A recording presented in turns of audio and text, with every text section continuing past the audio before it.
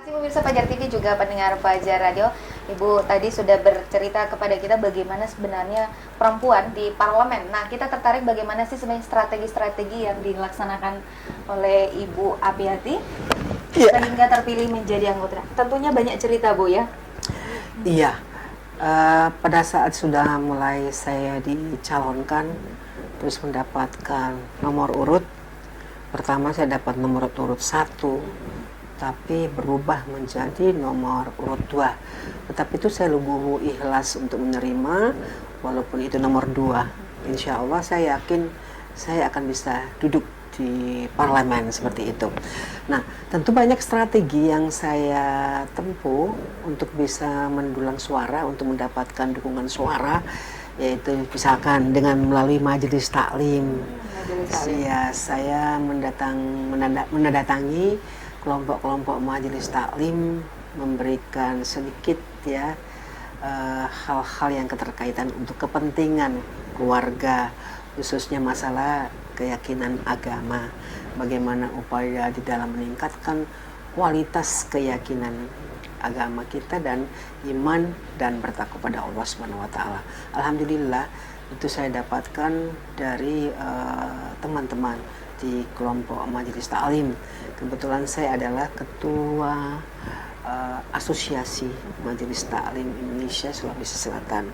Itulah yang saya lakukan dengan strategi pendekatan di dalam kegiatan keagamaan. Kedua adalah kepada kelompok-kelompok masyarakat melalui organisasi sosial ya. Yang saya miliki melakukan kegiatan pemberdayaan apa saja, yaitu tentu memberikan penyuluhan tentang bagaimana lingkungan yang sehat, bagaimana upaya di dalam menyemangati keinginan kita untuk bisa melakukan aktivitas yang mendapatkan hasil.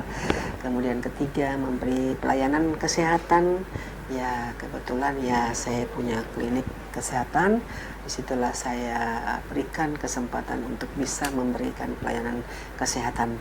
Kemudian hal-hal yang lain seperti kegiatan olahraga.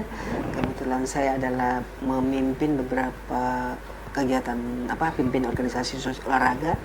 Itulah saya lakukan strategi di dalam mengajak untuk selalu berolahraga supaya sehat walafiat. Kemudian yang lain-lain tentu karena banyak teman-teman saya seaktivitas saya lakukan sebagai grup dosen ya, sesama dosen melakukan kegiatan-kegiatan untuk menyampaikan, untuk bisa mendukung saya sebagai calon legislatif. Kemudian yang lain-lain tentu melalui keluarga, tentu mengajak keluarga untuk memilih saya. Insya Allah saya akan memberi perhatian juga kepada keluarga, walaupun keluarga seperti itu. Kemudian ditambah lagi ya teman-teman yang sesama ya mungkin sering jalan-jalan bersama-sama, sahabat, alumni ya, alumni dari mulai SD, SMP, SMA sampai dengan perguruan tinggi sampai S1, S2, S3. Alhamdulillah itulah semua yang membantu saya dalam melakukan atau strategi yang saya lakukan. Alhamdulillah mendapat dukungan suara, dan itu adalah juga dari keinginan Allah Subhanahu wa taala. Ya, rezeki rahmat dari Allah Subhanahu wa taala. Berarti saya dapat menyimpulkan Bu ya bahwa membangun komunitas itu perlu ya, tidak hanya menjelang saat akan dilaksanakan pileg Bu, ya, tapi seperti Ibu kan memang dari sebelum berniat untuk maju pun memang jalinan silaturahminya cukup. Betul. Alhamdulillah juga saya karena sebagai mantan aparatur ya, pernah pejabat pemerintah Kota Makassar, setidak-tidaknya pasti ada orang-orang yang saya pernah didik ya, pernah saya bersama-sama bekerja di pemerintah kota, tentu dia akan tidak lari, pasti akan memilih saya seperti itu. Alhamdulillah, terima kasih kepada seluruh ASN yang ada di pemerintah yang telah memilih saya. Alhamdulillah. Ini menunjukkan Bu ya bahwa memang kita harus selalu membangun komunitas. Iya. Salah satu bukti perempuan bisa menjadi yang terdepan Bu adalah Ibu dalam berbagai aspek kehidupan Bu ya. Nggak juga agak terdepan ya, tetapi kita bersama-sama dengan pihak laki-laki ya. Karena tanpa mereka juga tentu kita tidak akan bisa bekerja dengan baik dan sukses seperti itu. Mudah-mudahan seperti itu. Mudah-mudahan ke depan semakin banyak lagi keberhasilan-keberhasilan yang perempuan-perempuan lainnya, Bu, ya. Iya. Karena Ibu sebenarnya mewakili bahwa perempuan itu ini loh luar biasa ya. Ada banyak hal. Memang agak berbeda cara sikap penyikapan perempuan dengan laki-laki. Laki-laki itu kan agak sedikit ya tidak seperti kita perempuan gampang mudah di dalam menghadapi pihak keluarga khususnya perempuan. Kalau laki-laki kan agak susah untuk menemui perempuan, menghadapi perempuan, banyak gaya yang harus dilakukan. Ya, tapi kalau kita tidak bisa sederhana, langsung bisa berhadapan pada perempuan-perempuan atau keluarga-keluarga yang ada di masyarakat seperti itu. Dan hasilnya nyata, Ibu sekarang duduk sebagai anggota DPRD Kota Makassar. Ya, syukur. Karena begitu banyak teman-teman yang bekas pegawainya Pak Minsam. Ya, betul, Bu, ya. Dari kiprah keluarga juga luar biasa, Bu, ya. Itu. Program apa sih, Bu, yang paling menjadi ingin Ibu kawal aspirasinya sejauh ini? Khususnya kamu perempuan. Saya ingin membuat atau membangun program kerja nantinya merupakan suatu inisiatif bagi saya, bagi perempuan dan juga bagi teman-teman akan bersama-sama bisa membicarakan, mendiskusikan. Ada program yang kita ingin bagaimana bisa melakukan pengentasan kemiskinan. Artinya membangun kampung, kampung itu isinya di dalamnya banyak perempuan. Supaya perempuan ini bisa berperan, tentu kita harus bisa memberikan program dalam rangka untuk meningkatkan kualitas perempuan.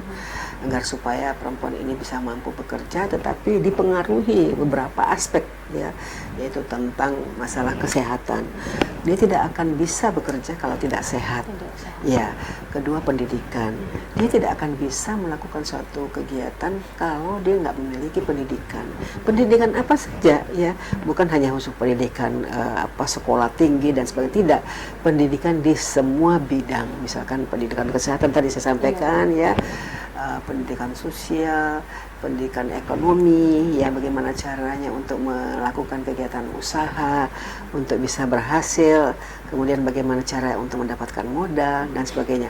Kemudian aspek sosial juga harus bisa kita lakukan juga, saya menyampaikan agar supaya mereka perempuan ini bisa melihat lingkungannya, ya melihat lingkungan dalam arti bahwa apakah di lingkungan saya ini sudah bisa menerima saya melakukan seperti ini. Tentu mengajak bersama-sama, ayo kita melakukan kegiatan pembersihan kampung misalkan, pembersihan desa, pembersihan kelurahan ya, agar supaya kita semua sehat. Kalau kita pasti membersihkan lingkungan, pasti pengaruhnya besar untuk masalah kesehatan. Kemudian juga kita mengajak bagaimana mendapatkan ilmu pengetahuan di dalam kegiatan berusaha. Memang banyak usaha, tetapi kita lihat dulu konsumennya. Belajar di situ bahwa apa yang saya harus bisa usaha, tetapi itu permintaan konsumen besar. Nah, itulah yang kita lakukan.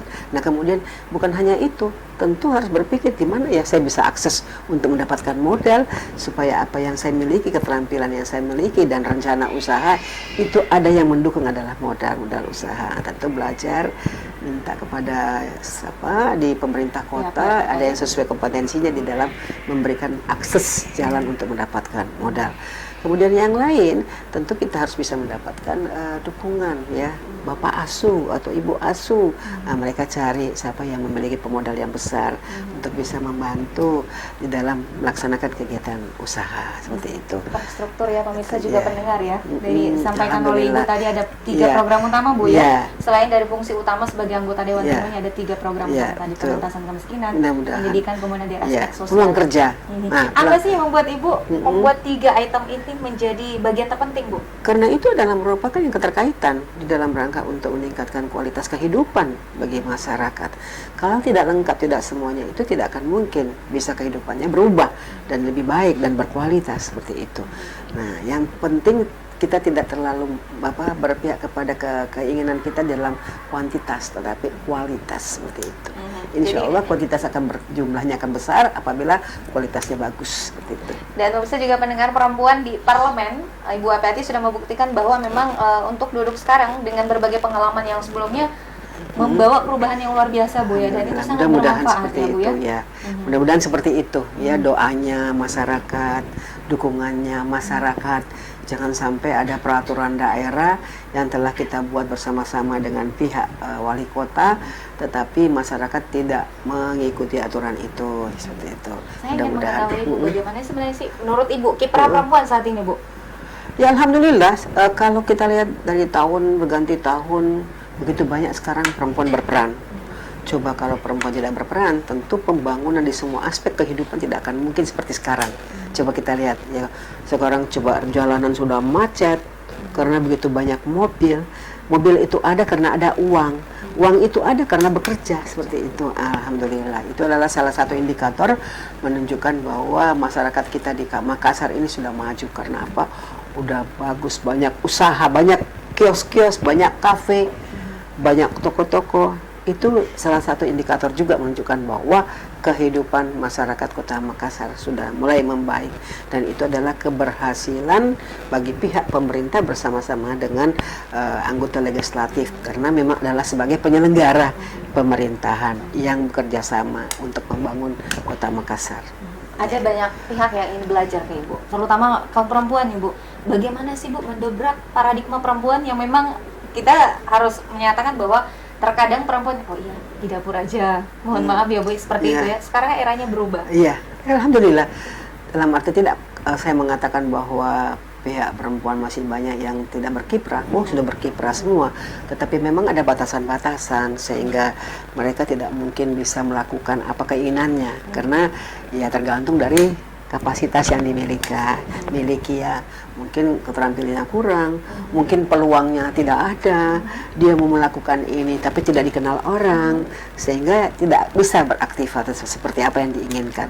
Tapi mudah-mudahan dengan kontribusi kita nanti pihak perempuan di parlemen ini, bagaimana kita memberi pengertian kepada mereka untuk bangkit dan selalu punya inisiatif dalam arti bahwa selalu muncul aspirasi baru di dalam melakukan kegiatan atau usaha-usaha atau upaya-upaya sehingga akan terubah kehidupannya setiap hari, seperti itu. Ada upaya Bu ya yang akan dilakukan di masa mendatang untuk meningkatkan peran atau partisipasi perempuan khususnya di Kota Makassar ini? Ya, itu tadi saya akan bersama-sama teman-teman di parlemen ini untuk melakukan reses, memberikan hal-hal yang bisa bermanfaat untuk mereka, dan sekaligus feedbacknya apa sih yang dia inginkan.